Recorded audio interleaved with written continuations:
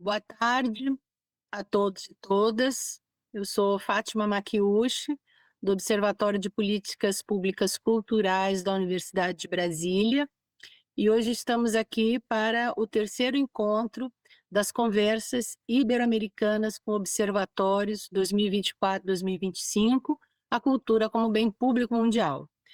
Hoje, a conversa estaria prevista a participação do Observatório dos Povos Indígenas da Guatemala, mas infelizmente não foi possível essa presença. Então, eu convido o professor Manuel Gama, da Universidade do Minho, representando o Observatório de Ciência, Comunicação e Cultura, o POLOBS.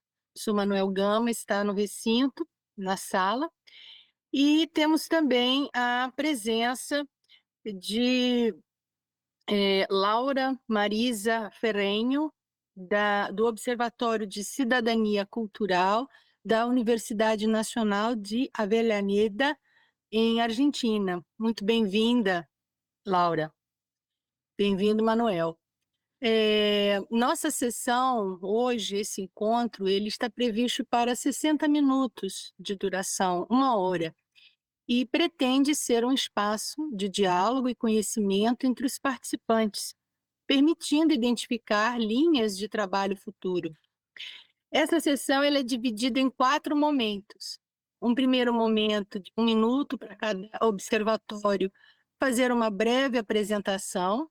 Um segundo momento, onde teremos perguntas que são comuns a todos os encontros que temos realizados. Um terceiro momento, que será um debate público, né, com os participantes dessa sessão, que durará 20 minutos. E, por último, 1 minuto para uma mensagem de encerramento. Eu gostaria de começar essa sessão pedindo a Laura, né, que em 1 minuto pudesse fazer uma apresentação do seu observatório. Laura? Sí. Bueno, antes que nada, vuelvo a agradecer la invitación recibida para estar hoy acá presente, para tratar de incorporarnos y pensar a mediano plazo trabajos en conjunto desde una mirada iberoamericana. Yo les quería comentar un poquitito que, bueno, este observatorio, como comentaba Fátima, pertenece a la Universidad Nacional de Avellaneda, en la provincia, la universidad está en Avellaneda, en la provincia de Buenos Aires, en la República Argentina. Fue creado en el año 2010 y desde entonces fue un ámbito de investigación y de vinculación con instituciones tanto públicas como de la sociedad civil, pensando esa vinculación para la transferencia de instrumentos que mejoren la calidad de vida de la población. Su principal característica, creo yo, y su principal valor es la diversidad de miradas. Por lo tanto, los enfoques de las investigaciones son siempre transdisciplinarias, tanto para el abordaje de las problemáticas como los propios equipos de trabajo, que incluyen antropólogos, antropólogas, sociólogas, doctoras en ciencia de la educación, vinculadas con el deporte, y más recientemente también con la arquitectura y la geología para empezar a pensar la problemática del territorio desde distintas disciplinas que están atravesadas justamente por cómo entendemos la cultura en esos territorios. Obrigada, Laura. Manuel, por favor, você poderia também fazer uma apresentação do seu observatório? 1 minuto. Claro, tenho todo o gosto. Obrigado, Fátima, obrigado, Laura, obrigado a todos e todas que estão aqui conosco nestas conversas. O Observatório de Políticas de Ciência, Comunicação e Cultura da Universidade do Minho, que eu estou aqui a representar, é um dos 3 observatórios que está na coorganização destas conversas ibero-americanas. Nós temos uma equipa multidisciplinar de pesquisadores e investigadores que trabalham quer na área das políticas de ciência, quer na área das políticas de comunicação, quer na área das políticas de cultura, sendo que sempre que trabalhamos cada uma das áreas, procuramos, por exemplo, quando trabalhamos na área das políticas de cultura, procuramos relações com a dimensão da comunicação e qual o papel que a comunicação pode ter para o desenvolvimento de políticas e para a implementação de políticas, sejam elas políticas à escala micro das prefeituras, seja ela à escala macro do país ou de algumas regiões. O trabalho que desenvolvemos é um trabalho muito amplo, temos vários projetos em cima da mesa e penso que depois, nos outros momentos, poderei abordar alguns deles e fazermos relações, por exemplo, com os colegas da Argentina e com os colegas do Brasil. Fátima? Bom, Manuel, eu vou continuar com você. Um dos objetivos dessas sessões está relacionado em compartilhar, né, práticas ibero-americanas, né, de projetos que contribuam para pôr a cultura no centro das políticas públicas e no desenvolvimento sustentável dos territórios. Nesse sentido, quais poderiam ser as contribuições dos projetos desenvolvidos pelo seu observatório e no território para essas discussões? 5 minutos.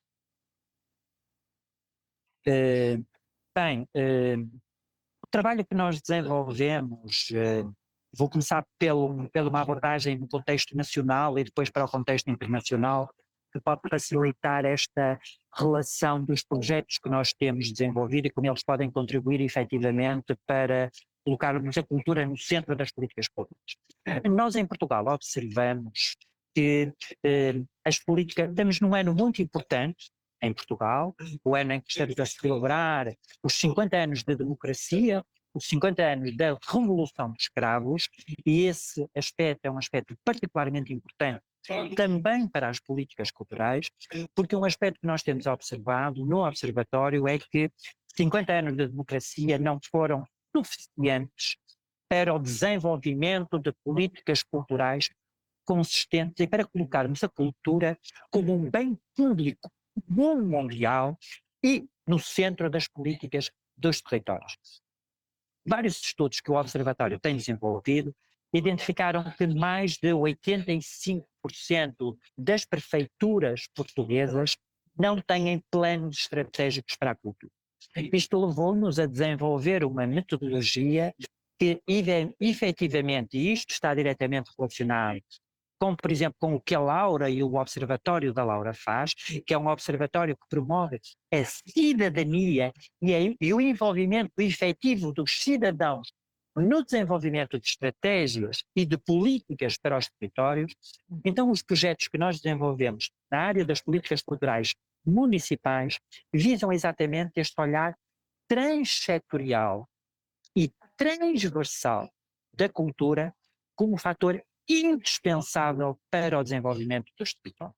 Não é possível nós pensarmos o desenvolvimento de uma cidade, de uma comunidade, seja ele qual for, sem nós pensarmos na sua dimensão cultural. Pensar no desenvolvimento de um território é pensar transversalmente e transsetorialmente o papel que a cultura tem para todos essa transformação que nós queremos e para o envolvimento dos cidadãos. Portanto, à escala micro são projetos que nós estamos neste momento a começar 5 projetos em 5 territórios diferentes de Portugal que visam exatamente esse. Desenvolver planos estratégicos para a cultura em que a cultura é vista como um elo entre as diferentes áreas da ação. A saúde, o meio ambiente, a mobilidade, o urbanismo, a educação, tudo isto conjunto faz uma política cultural que se quer consistente. Se avançarmos para a escala macro e à escala internacional, para não ultrapassar os meus 5 minutos, nós temos um projeto que os nossos queridos amigos do Brasil estão envolvidos também, que é um projeto que visa trabalhar a dimensão cultural da Agenda 2030 e percebermos efetivamente como a cultura é fundamental para o desenvolvimento dos territórios e para a aplicação da Agenda 2030 dos territórios.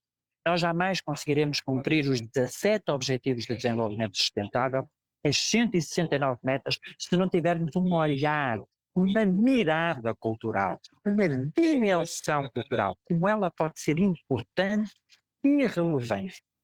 E é nesta relação entre pensarmos o global, mas agirmos no local, estamos a contribuir também para que os fazedores de cultura, as organizações culturais, as prefeituras, os governos, as organizações de cooperação multilateral trabalhem no papel que a cultura pode ter para a promoção do bem-estar e do bem viver das suas comunidades.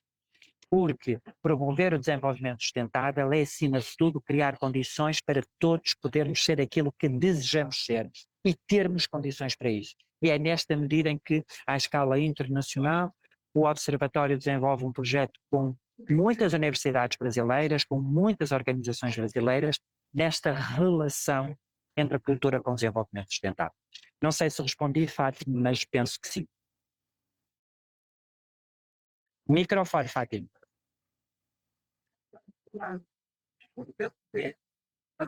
Ok. Sim, Manuel, obrigada, com certeza.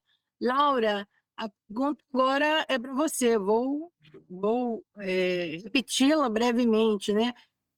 Na perspectiva de colocar a cultura no centro das políticas públicas e no desenvolvimento sustentável dos territórios, como você vê, né, as contribuições dos projetos desenvolvidos pelo seu observatório para essa discussão? 5 minutos, Laura. Muy bien, gracias, Fátima. Bueno, en primer lugar, creo que yo me hice acá un pequeño resumen para no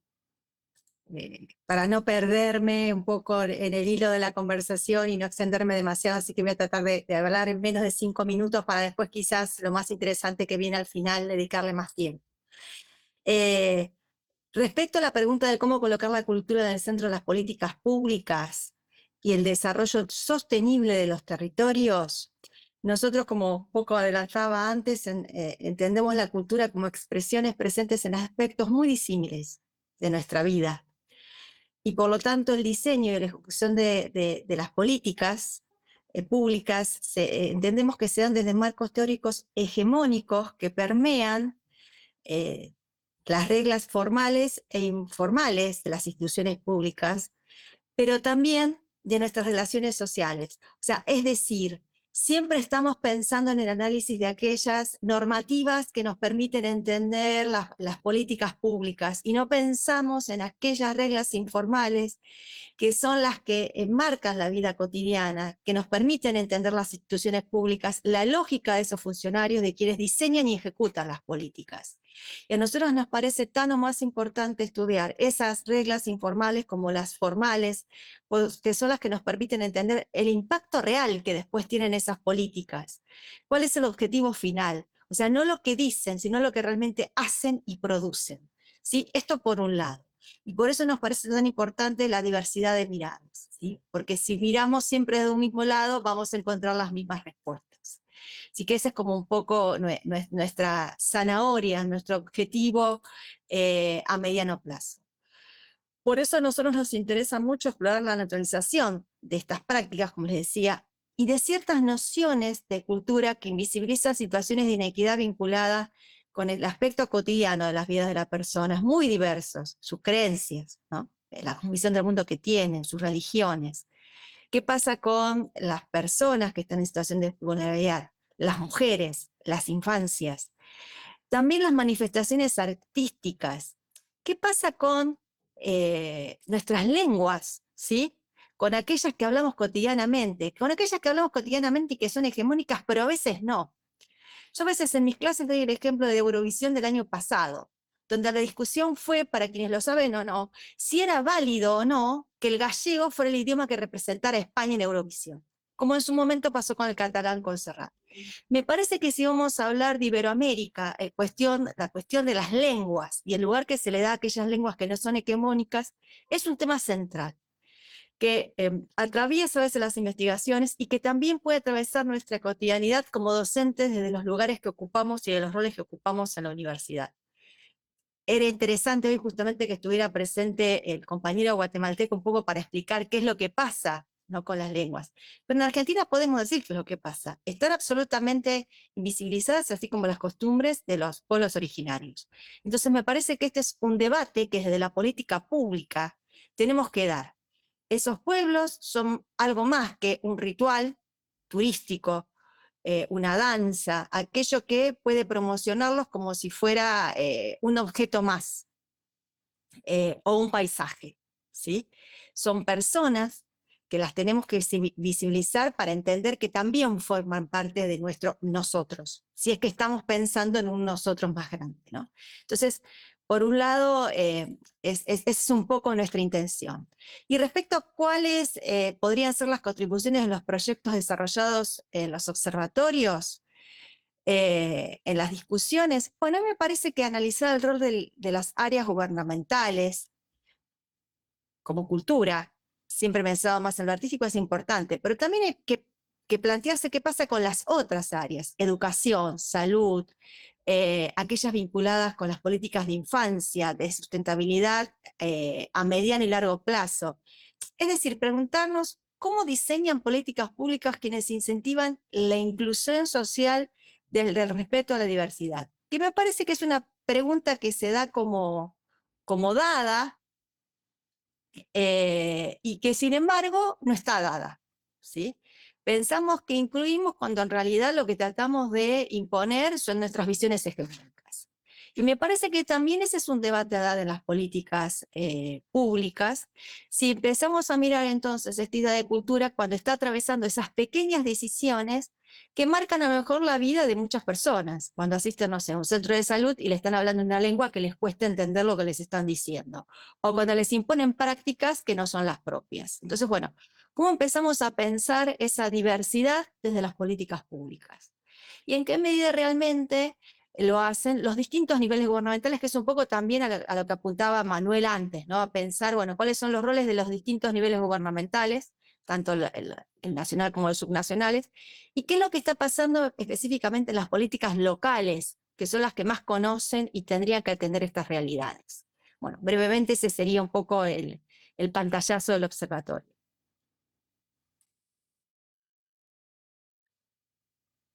Microfone, Fátima. Muitas graças, Laura. Desculpe, eu desligo o microfone para diminuir o barulho. Eu vou continuar com você, Laura. Outro aspecto que nos interessa refletir com essas conversas está relacionado com a importância da colaboração e do trabalho em rede entre os diferentes agentes do território.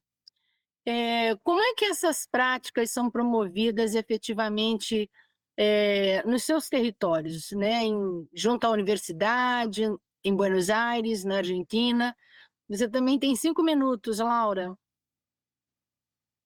Bueno, trataré de ser un poquito también breve, como decía antes. Bueno, la universidad tiene un vínculo muy fuerte con el territorio, es una universidad nueva. Las universidades nuevas en Argentina se crearon, bueno, en Brasil un poco también sucedió con las universidades nuevas que se han ido creando, de pensarlas en un vínculo más fuerte con el territorio y pensarlas como aquellas universidades que buscan la promoción, la incorporación a la educación superior de aquellos grupos sociales que hasta ese momento no habían podido acceder, y en ese sentido tenemos un porcentaje muy alto de estudiantes que son primera generación de estudiantes universitarios y egresados universitarios de su familia. Para nosotros como universidad eso es un valor y no un bivalor. O sea, pensar en cómo podemos incluir a aquellos que hasta ese momento no habían tenido acceso nos parece fundamental. Por lo tanto, la universidad tiene un vínculo muy fuerte, inclusive todas las carreras tienen una materia que está vinculada con trabajo territorial. Y desde el observatorio también llevamos adelante un trabajo en red, donde nos vinculamos con distintas áreas de los gobiernos locales, con referentes territoriales que son aquellos que conocen la realidad de estos barrios que están en situación de vulnerabilidad, con las asociaciones locales, para conocer las demandas y empezar a pensar desde nuestros proyectos instrumentos que a ellos les faciliten el trabajo. O sea, pensar cómo la universidad se puede vincular con el territorio y tratar de responder un poco sus demandas. Desde distintos aspectos, ¿sí? Por eso les decía antes, trabajamos trabajo infantil, trabajamos el tema del viejismo, ¿no? Acá está Gladys Renzi. Trabajamos entonces distintas miradas y también pensar cómo lo artístico, cómo las actividades artísticas pueden ser una práctica de gentrificación, pero también a la vez quizás de empoderamiento. Depende de las herramientas y cómo lo usemos. Por eso tampoco creemos que una herramienta es válida para cualquier lugar, sino que tienen que estar pensadas específicamente para cada realidad. Y en ese sentido, entonces, lo que nosotros buscamos es que estos instrumentos que transferimos y que se puedan que testeamos antes de transferirlos, les permitan mejorar la calidad de vida. A la vez, entonces, creemos que es muy importante, por un lado, el vínculo con los distintos niveles gubernamentales, el vínculo con las asociaciones locales y las redes centrales, y el vínculo con otras universidades latinoamericanas, de España, de Portugal, de Iberoamérica, que nos permita pensar en conjunto cómo podemos potenciar nuestros conocimientos, cómo podemos conocer a través de las experiencias de quienes están trabajando temas similares, pero en otros lugares, nuevas ideas, nuevas miradas, qué se puede compartir a futuro, cómo podemos empezar a interconectarnos. Por ejemplo, Gladys yo le voy a pedir a ella que mande el link por el chat para que lo comparta. En este momento está organizando unas jornadas latinoamericanas sobre envejecimientos y géneros, que me parece fundamental, por ejemplo, que lo abordemos desde una mirada de la cultura y que salga siempre de esta mirada más centrada en el adulto activo, en el adulto, o sea, empezar a mirar transversalmente, nosotros, desde nuestras miradas permeadas por la noción de cultura como atravesando todas las manifestaciones sociales. Bueno, ¿qué aporte podemos dar a una jornada como esa? ¿Cómo podemos empezar a intervenir en distintas áreas?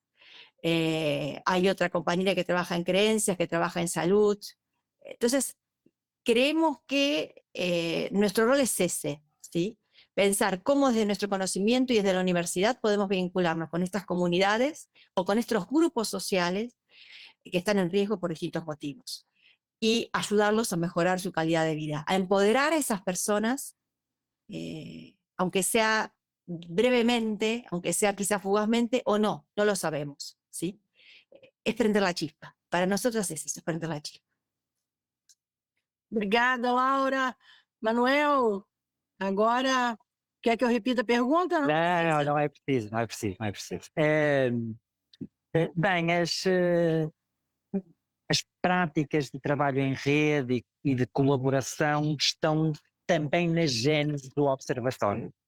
Nós acreditamos que é fundamental também criar espaços que potenciem e que potencializem as práticas qualificadas de trabalho em rede. O que nós observamos muito é que, não raras vezes, nos territórios, o conceito de rede e o trabalho em rede não aproveita todas as suas potencialidades.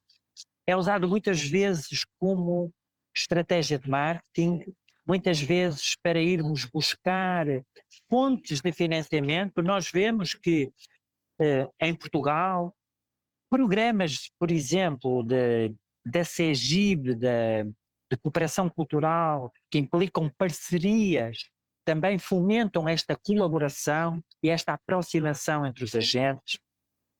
Linhas de financiamento, por exemplo, da União Europeia, também fomentam estas formas de colaboração e de estabelecimento de parcerias, mas muitas vezes é preciso fazer um trabalho, e o que o Observatório defende, e o que o Observatório tem tentado fazer nos territórios, é que os diferentes agentes do território, não só os agentes do setor cultural, não só os agentes da academia, não só os agentes do setor público, mas todo o ecossistema do território trabalhe e colabore também muito no espírito do ODS 17, trabalhe e participe para que no território haja práticas consistentes e práticas continuadas e práticas que promovam as parcerias, as colaborações e as redes. É evidente que muitas vezes conseguirmos que em determinado território os interesses individuais de determinado tipo de organização ou determinado tipo de setor de atividade sejam colocados ao mesmo nível que os outros setores, nem sempre é fácil, mas o trabalho que o Observatório tem feito, nomeadamente na metodologia que desenhou para os planos estratégicos municipais, é efetivamente de promover o trabalho em rede, de fomentar o trabalho em rede também como forma de encontrarmos espaços de partilha de experiências, não tanto de desenvolvimento de projetos, mas espaços como este que nós estamos aqui hoje. Estas conversas ibero-americanas surgem do interesse que o Observatório de Portugal, o Observatório de Brasília e o Observatório de Valência têm de efetivamente partilhar e conhecer os outros observatórios, mais do que estarmos a pensarmos já em projetos para o futuro, é pôr-nos em contato. Vamos nos conhecendo, vamos conversando, vamos identificando aquilo que pode ser interessante, o que é que eu posso aprender com Valência, ou com a Argentina, ou com Brasília, que posso aplicar no meu território e trabalharmos em rede assim e potenciarmos, se calhar o que vai sair, e vou concluir já esta minha fala, se calhar o que vai sair destas conversas, mais do que um projeto, são processos de autoconhecimento e de cimento dos outros observatórios para melhorarmos as nossas práticas. E se isso nós conseguirmos, estamos todos de parabéns, porque estamos efetivamente no espírito da partilha, na partilha completamente genuína, na partilha desinteressada, mas na partilha para todos construirmos algo melhor. E construirmos algo melhor é fazermos com que as nossas investigações, com que as nossas pesquisas tenham mais impacto nos nossos territórios, nas nossas comunidades e sejam um motor de desenvolvimento das nossas comunidades. E para isso, as colaborações, o trabalho em rede, as parcerias são fundamentais. E é para isso que estamos cá. Fátima? Obrigada, Manuel. E eu vou continuar com você, né? Aqui a terceira e última pergunta desse bloco, ela trata das contribuições da cultura ao desenvolvimento sustentável, que são inegáveis, apesar da ausência explícita da cultura na Agenda 2030. Que linhas de trabalho podem ser implementadas em nossos observatórios ou no sentido de favorecer a integração de um objetivo específico da cultura na Agenda de Desenvolvimento Sustentável pós-2030? Ora bem, 5 minutos. não te preocupes, eu falo menos. O que é que nós temos? Nós temos a Declaração da Mondiacult de 2022 que nos pede isto, ou seja, os governos, as universidades, os agentes públicos e privados são convidados a pensar isso. Portanto, nós, enquanto observatórios, temos uma função fundamental, que é criar mecanismos diversificados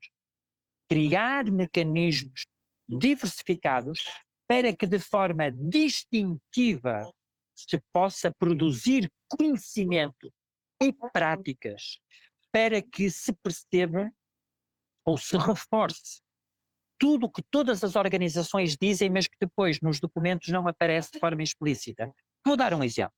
Todos nós defendemos a relação entre cultura e educação. Todos.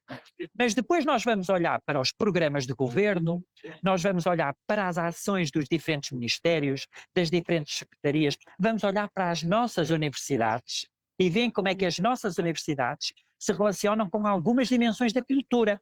Por exemplo, algumas que a nossa querida Laura nos falou, como a diversidade linguística, que é muito importante. A diversidade linguística, e a academia parece que está fechada em 2 ou 3 idiomas. Se nós não produzimos ciência em 2 ou 3 idiomas, não existimos. E por que é que não havemos produzir em idiomas ciência em idiomas que são tão importantes e tão irrelevantes e que não devem ser esquecidos nem menosprezados só pelo facto de serem minoritários? Portanto, o nosso papel enquanto academia para que a agenda que vem pós-2030, a cultura esteja presente de forma mais explícita, é sermos criativos e corajosos na abordagem do problema. Fazer dissertações de mestrado e teses de doutoramento e artigos científicos e conferências, tudo isso é muito importante. Mas, paralelamente a isso, nós temos que chegar à ponta, nós temos que chegar ao perfeito, nós temos que chegar ao agente cultural, nós temos que chegar à micro-organização e fazer-lhes perceber que eles são protagonistas do desenvolvimento sustentável. E só assim é que eu acho que nós vamos conseguir mudar, porque já há muito trabalho científico produzido sobre esta matéria. O que é preciso é que ele chegue à ponta, ele chegue às diferentes organizações e criarmos todos narrativas distintivas, mas complementares sobre o papel da cultura ou das culturas para o desenvolvimento sustentável, ou para o bem viver, ou para o bem-estar, ou seja lá o conceito que nós aplicarmos, mas percebamos de que é que estamos a falar e percebemos que a cultura, como a Laura disse ao bocado também muito bem, a cultura tem uma latitude muito grande. Portanto, nós não podemos ser restringir o conceito e restringir esta sua relação com o desenvolvimento sustentável. E calo-me por aqui. Obrigado, Manuel. Laura, agora a pergunta é sua. Quer que eu repita a pergunta? No, no, no, no. Bueno, a mí me parece, primero coincido totalmente con lo que planteaba Manuel, porque en realidad es como un ping-pong, un ida y vuelta de ideas y de pensamientos que se van como encadenando, ¿sí? A través de la charla. Y en ese sentido me parece importante que tenemos que empezar a pensar una agenda a mediano plazo en conjunto, porque como decía antes, es la posibilidad de abrir nuestras mentes, de abrir miradas a nuevas experiencias. Tanto aquellas que fueron con finales felices como aquellas que fracasaron, porque creo que de los fracasos inclusive a veces aprendemos más que de los éxitos, porque nos permite pensar, bueno, si ese camino no era y pensábamos que sí, ¿por dónde? Tratar de entender que estamos en contextos muy distintos, en contextos, en realidades muy distintas, no solamente sociales, sino políticas. Y me parece que para pensar estas políticas públicas en el ahora y en el mediano plazo es fundamental. Esto yo primero lo había pensado para el cierre, pero un poquito lo quiero adelantar. Me parece que este avance de las derechas, de que en Argentina tengamos un gobierno como el que tenemos, no ayuda a proyectos como el que estamos pensando o a líneas en las que nos interesa trabajar. Pero eso, en vez de pensarlo como un impedimento, creo que tiene que ser nuestra guía. Porque justamente nuestra guía tiene que ser empoderar a las personas. Y es el trabajo más difícil empoderar a las personas cuando en realidad estas personas están mirando una realidad que no existe, ¿sí? A veces tengo la sensación de que estamos volviendo a los espejitos de colores de aquellos que nos hablaban con la llegada de los europeos a América. Bueno, ¿cómo destruimos, un poco siguiendo la línea de Manuel, estos espejitos de colores para empezar, llegó varios, para empezar a pensar entonces proyectos en conjuntos que nos permitan cambiar la decodificación hegemónica? ¿Cómo pensamos en conjunto agendas políticas que nos permitan empoderar a esos sectores de la ciudadanía excluidas y que pareciera que quieren como pertenecer a una fiesta de la cual en el fondo pareciera que los incluyen en el discurso, pero que están excluidos y que van a estar aún más excluidos en el futuro? Creo que como como proyecto es un eje interesante, ¿no? Esta idea de construir ciudadanía cultural. El observatorio nuestro se llama Observatorio de Ciudadanía Cultural, porque creemos que el concepto de ciudadanía cultural es un eje que está atravesando la discusión. Y es un eje que está tan fuerte en Argentina desde hace unas cuantas décadas, que el concepto de batalla cultural aquí se ha usado tanto por gobiernos de izquierda como de derecha. Así que parece que hay ciertas nociones y ciertos conceptos que sería interesante que empecemos a trabajar en conjunto para empezar a partir de esos conceptos nodales el diseño a lo mejor de proyectos que podamos ir combinando para ver entonces qué posibilidades tenemos de trabajar territorialmente la deconstrucción de ciertas categorías que parecen muy, muy naturalizadas y arraigadas. Bueno, eso creo que serían básicamente mi mirada de la problemática. Obrigada, Laura. Agora, nós estamos abrindo o momento de conversa com o público, né? Com a sala, com as pessoas que estão presentes nesta sessão. E vamos dar 20 minutos, né, para enfim, para essa discussão. Eu pediria às pessoas interessadas em se manifestar que levantassem a mão, aqui nós levantamos a mão, né?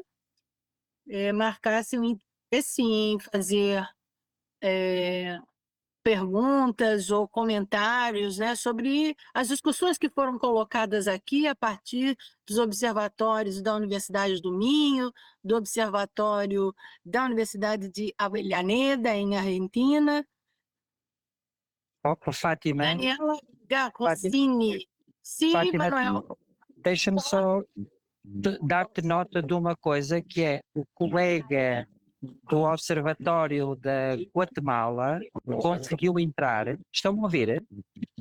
Sim, Ok. Sim, eu estava falando a mesma coisa, eu levantei a mão. Ok. porque eu... Agora O colega da Guatemala conseguiu entrar agora e eu, se calhar, propunha que lhe dessemos a palavra durante 5 minutos para ele fazer a apresentação do seu observatório e depois seria ele que participava no debate em vez de ser o Observatório de Portugal. O que é que achas, Fátima? Pode ser, pode ser. Okay. Junta-se à conversa e depois o colega da Guatemala poderá participar no outro, se conseguirmos agendá-lo. Mas se calhar eu passaria ao colega da Guatemala para fazer uma brevíssima apresentação do seu observatório. Pode ser, Fátima?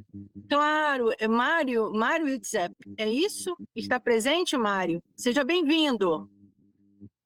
Buenos días, un placer. Un saludo desde Guatemala. Oh, olá, Mário, bem-vindo. Muchas gracias. Saludos. Perdone que me incorporé tarde, pero hay una tormenta de lluvia en Centroamérica muy fuerte. Y gracias por la invitación.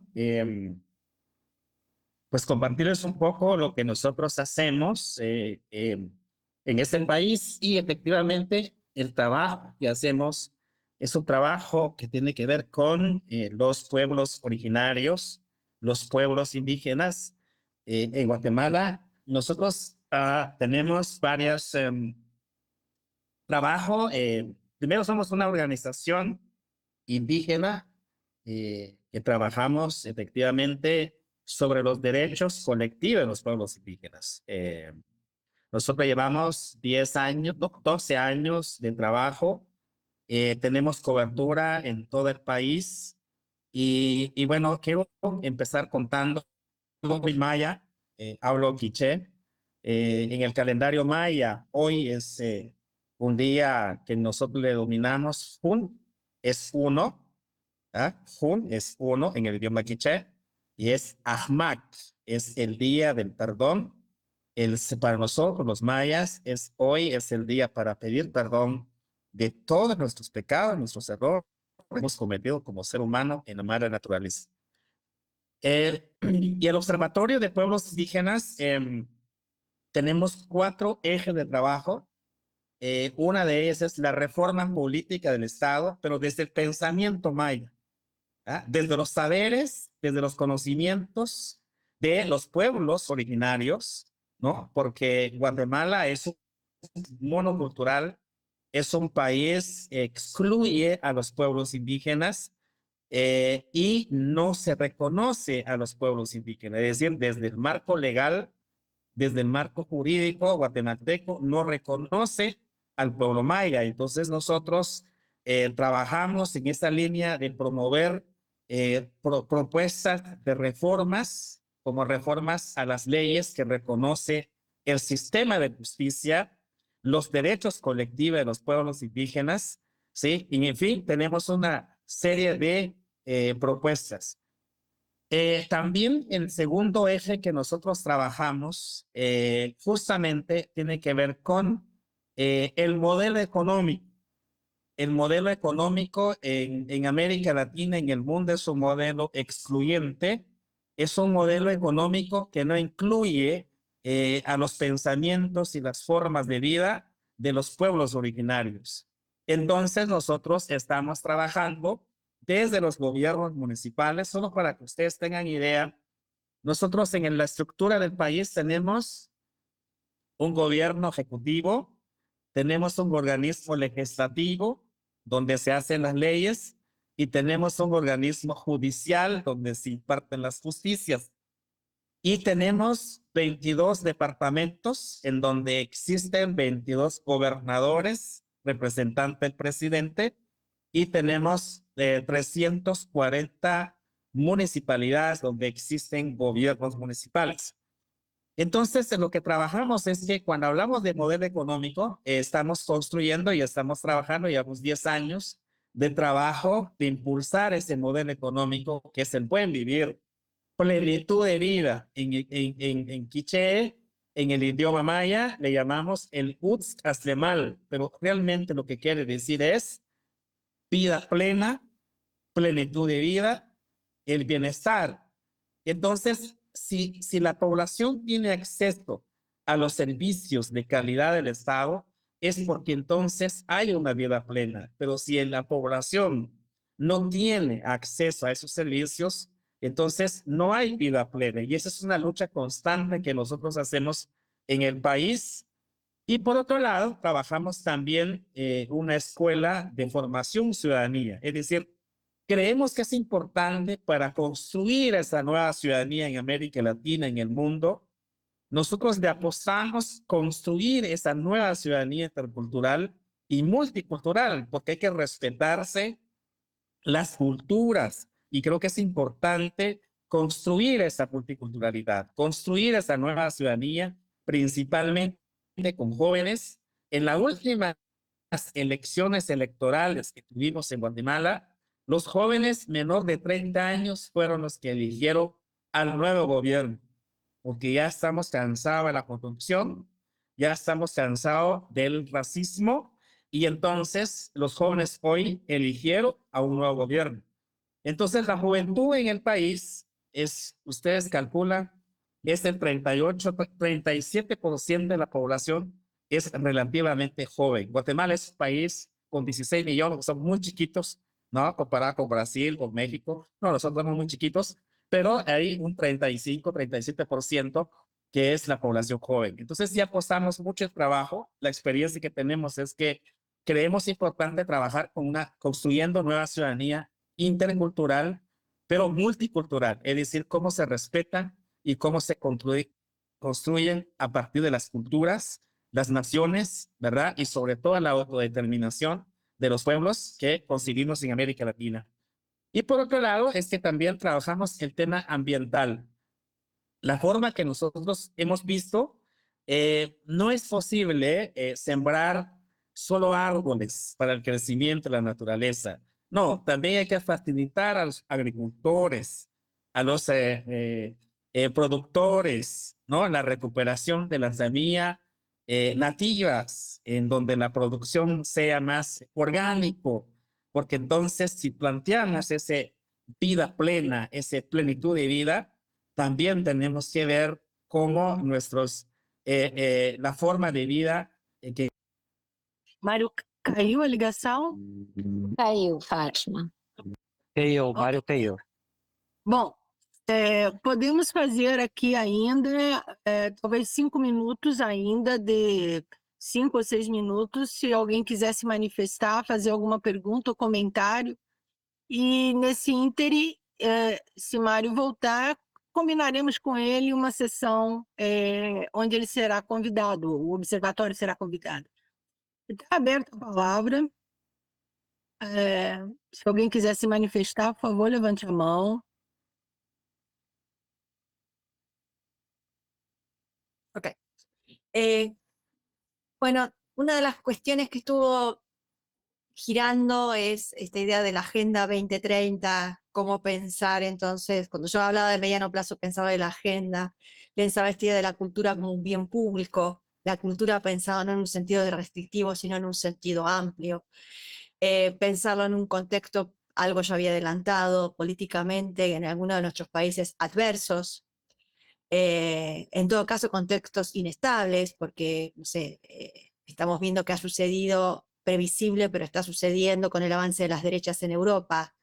Brasil en este momento tiene como presidente a Lula, pero bueno, antes ha tenido a Bolsonaro, nosotros ahora tenemos a Milei, o sea, hay un contexto mundial en el cual pareciera que hay un aumento de la violencia, que hay un aumento de la violencia física, verbal, donde hay una presencia estatal y de los instrumentos estatales, que retomo el concepto este de democracia de Manuel, donde se está empezando a desdibujar el concepto que teníamos de democracia y de las formas republicanas de gobierno. Entonces me parece que ahí el tema de las prácticas culturales vuelve a ser central. O sea, ¿qué prácticas podemos instaurar para empezar a reformular, ¿sí? La cultura como un bien público donde no se descarte a las minorías de todo tipo, minorías pensadas entonces en términos geográficos, en términos económicos, en términos sociales y fundamentalmente en términos culturales. ¿Cómo repensar entonces una agenda que nos atraviese a quienes estamos acá presentes, que tratamos temas muy diversos, pero que nos une esta idea, ¿sí? De desde nuestros espacios chiquitos, tratar de poner nuestro granito de arena para empezar a potenciar nuestros trabajos que de manera aislada se pierden, ¿sí? O que quizás la palabra correcta no es se pierden, pero sí tienen un impacto mucho menor. Entonces me parece que esa tiene que ser la estrategia fundamental, ¿no? Ver cómo nos podemos articular para potenciarnos, que es un poco lo que venía diciendo Manuel. Coincido plenamente. Eu gostaria de aproveitar para poder me manifestar, né? Sair do papel de mediadora e fazer uma manifestação. O que trazes, Laura, assim como Manuel Gama, há muita convergência e eu creio que um tema fundamental que poderia articular ações entre os observatórios, né, na Iberoamérica, né, nós na América Latina, América do Sul, Espanha, Portugal colaborando, mas também América Central, né, seria exatamente o tema da democracia e da cultura. Cultura e democracia. Por quê? Porque a cultura vai incidir exatamente sobre temas que são temas que estão sendo combatidos fortemente por uma agenda conservadora e de ultradireita, que é exatamente a diversidade, que é a diversidade de valores, de seres, de cores, de raças, etnias, e isso é ligado intrinsecamente com a ideia de democracia, né? É exatamente você poder permitir a vivência, a convivência de pessoas tão distintas, tão diferentes, em paz, em harmonia, numa certa coesão social, que a ultradireita soube e sabe muito bem cortar essa coesão social, rachar essa coesão social. E a cultura tem esse papel, o estudo sobre a cultura, a prática da cultura, exatamente trazer essa diversidade, trazer a diferença, trazer essa alteridade nas suas diversas. Então, eu creio que esse poderia ser um tema interessante, importante, não só interessante, mas muito importante e muito atual, tanto na Europa, que vive momentos difíceis e vai entrar em momentos mais difíceis, quanto na América do Sul e Caribe, onde estamos. Eu acho que poderíamos pensar em algo que pudesse articular essa discussão com mais profundidade. De acuerdo, sí. Por eso yo también había marcado antes la cuestión de las instituciones y el estudio de las instituciones, que es de donde se diseñan estas prácticas. Entonces, creo que articular, pensar, debatir y discutir cómo construir democracia desde las miradas de estas instituciones estatales que nos van formando y nos van moldeando, ¿no? Creo que iba en ese sentido que estás planteando, así que estoy totalmente de acuerdo con la propuesta que estás haciendo, Fátima. Sim. Eu pergunto agora se temos mais alguma manifestação, se alguém do público da sala que estão presentes gostariam de, enfim, perguntar algo ou argumentar, trazer algum tema para o debate. A Daniela levantou a mão. Eu queria parabenizar, né, Laura, e é um prazer ter você aqui, Laura. Que bom que deu certo. Ao Manuel, que a gente já vem trabalhando em conjunto, e Fátima. E eu tenho uma pergunta, assim, né? Nós estamos fazendo enfim, uma rodada, né, de conhecer demais muitos observatórios, isso é maravilhoso. E é muito fundamental, né, que conheçamos nossos trabalhos e possamos trocar, né, as experiências. Mas eu gostaria de saber de vocês sobre a dificuldade, por exemplo, de promover uma ação conjunta e coletiva, né, entre observatórios, né? Existe uma dificuldade, e o Manuel colocou isso muito bem, né? E acho que a Laura também, né? O nome rede acaba caindo no lugar comum, né? E não significa quase mais nada se a gente não tem uma ação, né, efetiva de um trabalho coletivo e conjunto, né? E trazendo resultados. Eu queria ouvir um pouco de vocês sobre essas questões. E tem uma pergunta, viu, no chat, Fátima. Manuel, Laura, por favor.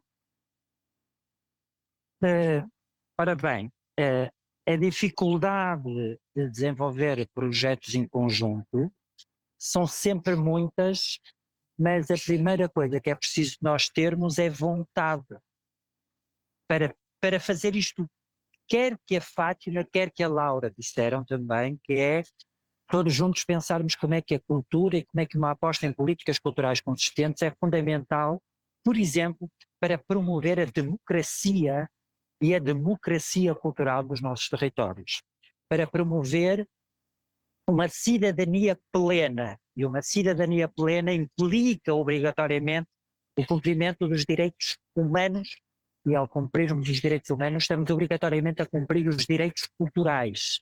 Portanto, como é que nós podemos trabalhar em conjunto para isto? Não é fácil, mas precisamos de vontade. A primeira coisa que temos, quando queremos participar numa rede, ou criar uma rede, ou desenvolver um projeto em rede, é termos tempo para nos conhecermos. Eu só tenho esta relação com o Observatório do Brasil, por exemplo. Eu conheço a Fátima há muito tempo. E estamos a alimentar esta conversa, este diálogo. E agora tenho a minha querida Márcia, que acabou de entrar também, que não conheço há tanto tempo, mas ela entrou, e o Observatório de Valência entrou completamente neste processo de conhecimento, de confiança. E hoje senti a Laura e senti o Mário com este espírito. O que é que nós somos? Somos todos diferentes. Os nossos observatórios são todos diferentes. A riqueza que está nessa diferença é extraordinária. E é isto que nos une. Não, o que nos une não é sermos todos observatórios. O que nos une é sermos todos diferentes. E sendo todos diferentes, temos perspectivas do mundo diferentes.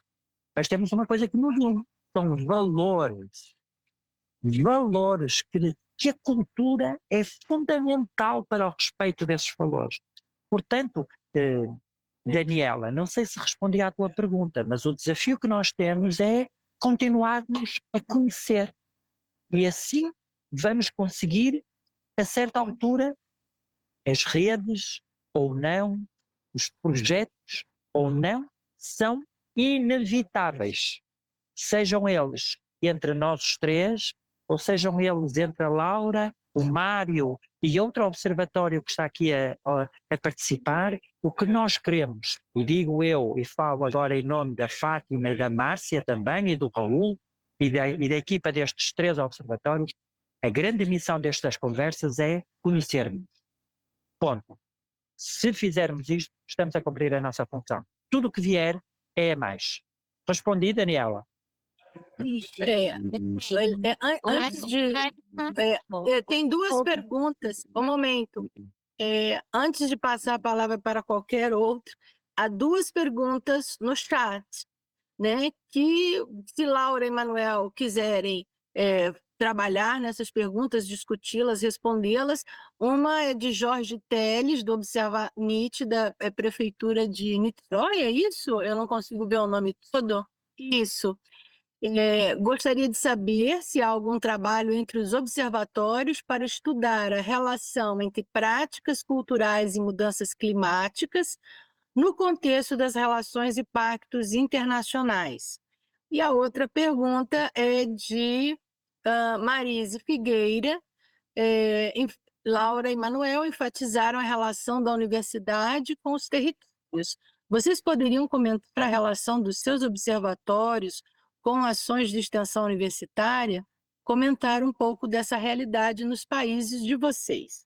Então, temos 2 perguntas além da que a Daniela fez, e eu vou dar mais, realmente, sim, 4 minutos, né, para respondermos todas essas perguntas, porque nós temos o tempo que temos que nos ater a ele. Ok? Manuel? Eu dou a palavra a Laura. Laura. Ok.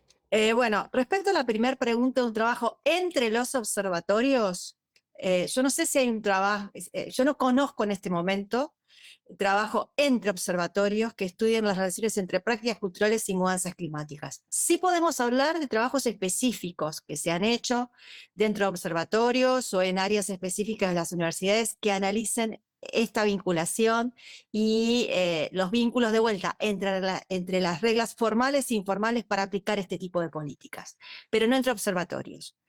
Respecto a cómo se trabaja el territorio en el observatorio en la universidad, bueno, un poco yo ya había adelantado antes cuando decía que la universidad tiene una materia que es trabajo social comunitario, que es común a todas las carreras de la universidad, todos los estudiantes trabajan en territorio, pero particularmente nosotras en el observatorio hacemos trabajos de vinculación y transferencia. ¿Son trabajos que los podemos considerar trabajos de extensión universitaria? Sí, pero no son trabajos de mera extensión universitaria, porque nosotros siempre estamos haciendo mucho hincapié también en la investigación. O sea, nosotros no entendemos la extensión meramente como un trabajo de vinculación con el territorio de profesores, de estudiantes, de la universidad, como si fuera un trabajo meramente político, sino que creemos que tenemos que darles herramientas desde nuestro conocimiento universitario. Nuestro conocimiento universitario se da a partir de la investigación y de la producción de conocimiento científico. Y ese conocimiento científico enmarca la extensión universitaria, pero a la vez también enmarca muchas otras acciones que enriquece lo que comúnmente se denomina extensión universitaria. Entonces creo que sí hacemos ese tipo de trabajos, pero que también va más allá de ese tipo de trabajos porque para eso hay un área específica de la universidad. No sé si contesté lo que me preguntaban o quieren hacerme otra pregunta. Yo, porque no hay mucho tiempo, hablé rápido y conciso. Muy bien, gracias, Laura. Manuel, Não, não, dá exatamente a palavra ao Mário, dá ao Mário. Mário, Mário está aqui de novo. Bueno, nosotros... Mário, nós estamos com tempo curtíssimo, 2 minutos. Você gostaria de falar, por exemplo, sobre esta pergunta, relações... Não, fale, 2 minutos, apresente como o seu observatório atua na questão do desenvolvimento sustentável, da cultura e do desenvolvimento sustentável. Se você tiver 2 minutinhos para falar sobre isso, agradecemos muito. Muchas gracias. Nosotros trabajamos en 3 niveles. Una es, hacemos estudios, investigaciones desde los conocimientos y saberes, desde la cultura maya, y eso lo proponemos en 3 niveles. El Estado, para reforzar que haya políticas públicas para pueblos indígenas, y segundo, se incluye en el sistema de educación de algunos aportes que queremos hacer. Y por otro lado, es que estos estudios que hacemos apuntan mucho a fortalecer los distintos estudios universitarios que se pueden hacer. Y el segundo, trabajamos muy fuerte el tema de la formación ciudadanía de jóvenes, porque creemos que la formación, no solamente en la universidad, sino tiene que ser también en el terreno, especialmente en las comunidades. Y tercero, el observatorio facilita y elabora propuestas técnicas, académicos, desde los conocimientos, desde los pueblos indígenas, en la economía, en la salud, en el ambiental, en la justicia, para facilitar a la sociedad y sobre todo buscar ese mecanismo que se incluye a los pueblos indígenas, el reconocimiento de sus derechos en las políticas públicas. Muito Muchas bem. gracias. Mário, você será convidado novamente para uma sessão completa. Daniela e eu entraremos em contato com você, muito provavelmente, para que isso possa ser organizado. Agradecemos muito a sua presença. Peço que coloque aqui o link de sua página, Instagram, Facebook, o que tiver do observatório, para que a gente possa acompanhar. Eu vou pedir agora eu vou encerrar a sessão. Eu vou pedir agora que cada um dê 1 minuto, no máximo, uma fala de encerramento, né, dessa sessão. Lembrando que a nossa próxima sessão, que será mediada pela Universidade de Valência, pelo Observatório de Cultura da Universidade de Valência, será no dia 15 de julho. É o mesmo link, é o mesmo QR Code, é o mesmo link e é o mesmo horário. No caso, 1 hora em Brasília, 1 hora do Brasil, que 17 horas em Portugal, se eu não me engano. É isso? É o mesmo horário. Si te puedo interrumpir, bueno, saludarlos y recordarles que ese día que tú estás mencionando van a participar personas de Costa Rica y de Ecuador, así que están ya confirmados y los dejamos invitados a todas y a todos.